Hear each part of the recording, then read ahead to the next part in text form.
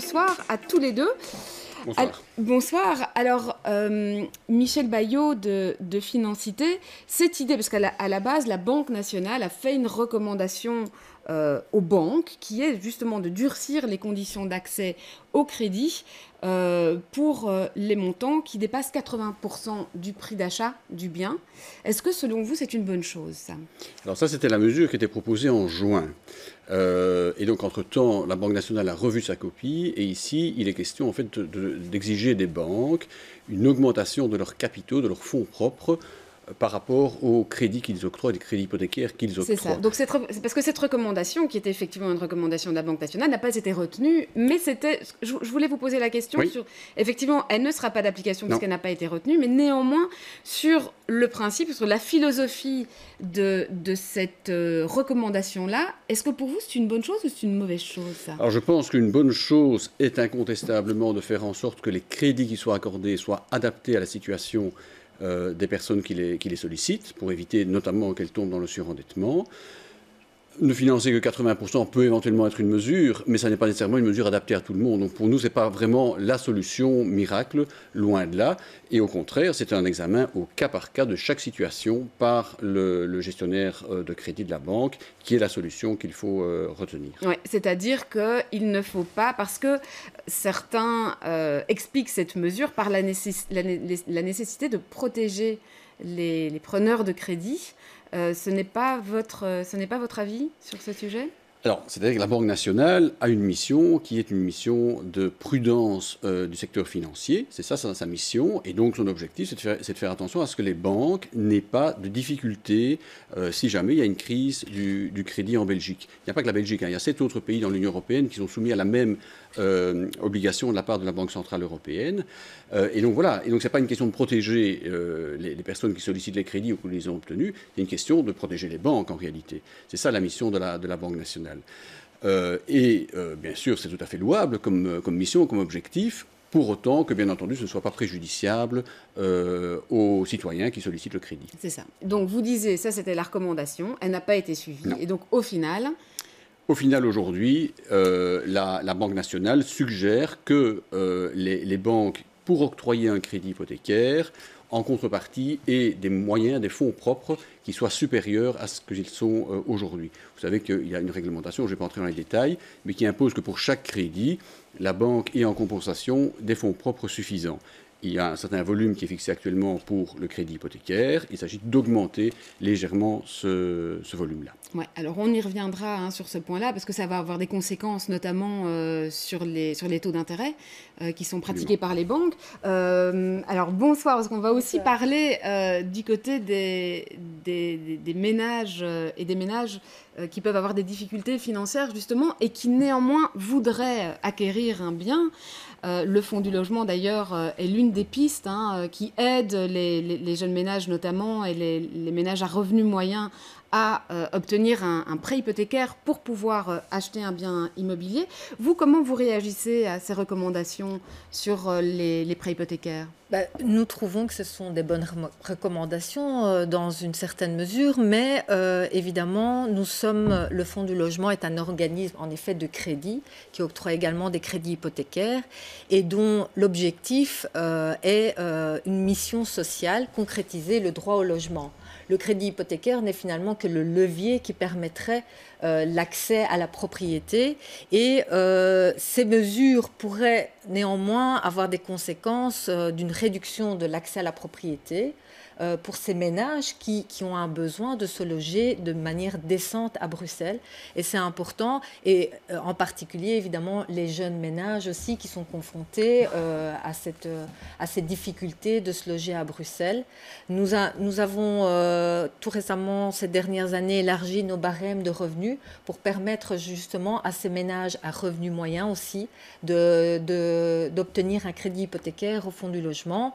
Et nous pensons que l'accès à la propriété est aussi une mesure qui permettrait de réduire la pauvreté et la précarité. Et un ménage qui est propriétaire d'un bien se sent plus autonome, mieux intégré socialement aussi dans la ville et dans la région bruxelloise. Donc, il faut mesurer les effets de ces mesures. Ouais. Bernard Baillot, est-ce qu'il faut encourager l'accès à la propriété dans tous les cas?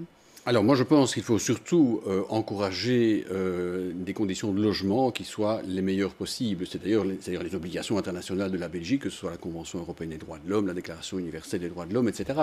C'est l'accès au logement qui est la question. Aujourd'hui en Belgique, il y a 30% de la population qui est locataire, avec un pourcentage beaucoup plus important encore à Bruxelles. On est au-delà des 50%, voilà, on est près des 60%. Exactement. Et donc, il est important que tout le monde, qu'on soit locataire ou propriétaire, ait un logement décent pour lui, pour sa famille, etc. Mais on entend souvent que plutôt que d'être locataire, il vaut mieux se lancer dans l'achat d'un bien parce que c'est plus sûr, c'est une garantie sur l'avenir. Est-ce que c'est vrai dans tous les cas, ça? Alors, c'est vrai qu'acquérir un bien a un gros avantage, c'est une forme d'épargne forcée. Évidemment, puisque vous avez votre bien, vous le conservez, y compris pour vos vieux jours, vous avez donc une forme d'épargne que vous constituez. Donc en cela, c'est parfaitement bien. C'est une sécurité, effectivement, pour l'avenir. Mais pour ceux qui peuvent se le permettre. Et donc c'est ça, la difficulté dans l'exercice. Ceux qui ont la possibilité de le faire, évidemment, il faut le faire et pas hésiter aujourd'hui avec les taux d'intérêt qu'on a, qui sont extrêmement bas. C'est vraiment le meilleur moment pour le faire.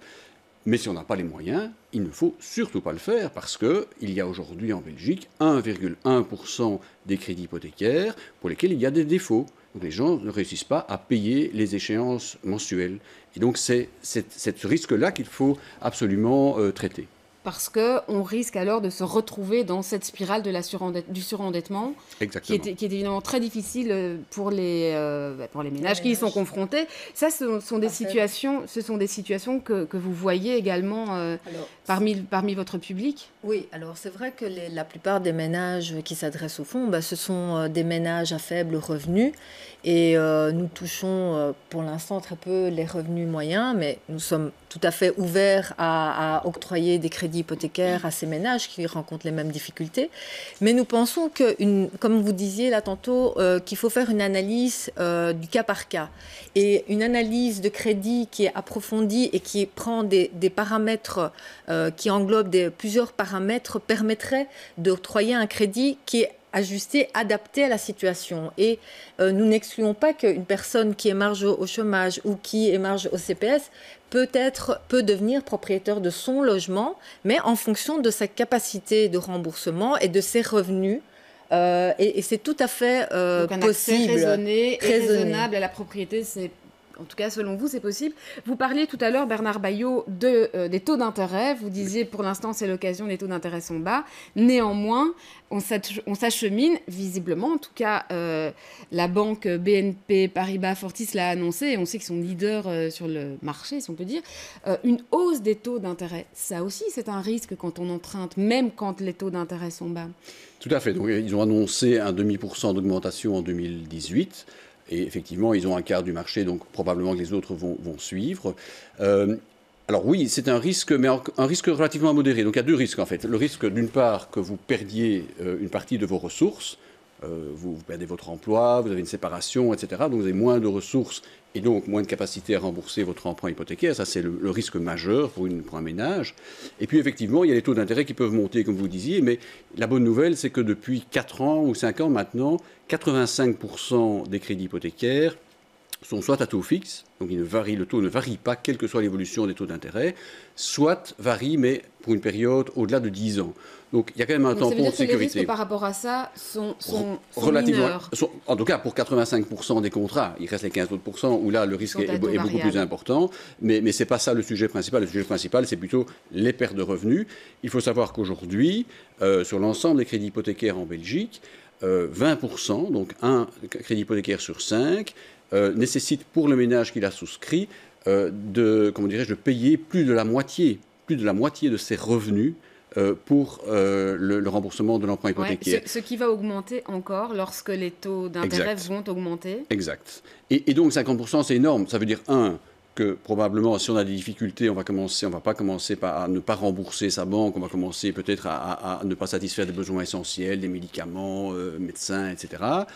Et qu'après, tout simplement, si on ne noue quand même pas les deux bouts, on va être obligé de dénoncer le crédit, de perdre son logement.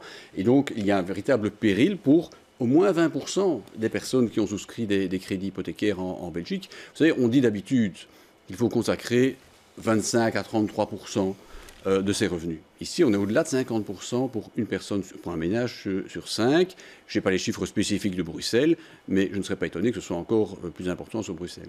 Alors, on va terminer sur cette question de l'augmentation des taux d'intérêt, hein, puisque vous disiez que c'était l'une des conséquences justement des politiques de banque, des politiques que les banques vont mener pour garantir justement les crédits qu'elles vont accorder. BNP Paribas Fortis ne sera probablement pas la seule banque à augmenter. D'autres les suivront très probablement. Tout à fait, et c'est regrettable. Pourquoi? Parce qu'en fait, ils reportent le risque sur les emprunteurs. Ce que dit la Banque nationale, elle dit faites plus attention quand vous octroyez des crédits, et au lieu de faire plus attention, probablement qu'on gardera la même politique, simplement, on demandera plus cher aux emprunteurs pour couvrir le rendement inférieur que les nouvelles consignes de la Banque nationale va entraîner. Donc en fait, on reporte le problème sur les emprunteurs, alors qu'au contraire, je pense qu'il faudrait être plus attentif lorsque l'on octroie des crédits hypothécaires. Et si les personnes ne sont pas dans les conditions, les renvoyer soit au fonds du logement, soit tout simplement leur dire, écoutez, continuez à être locataire pour l'instant, tant que votre situation n'est pas un petit peu stabilisée. Merci à tous les deux pour vos éclairages.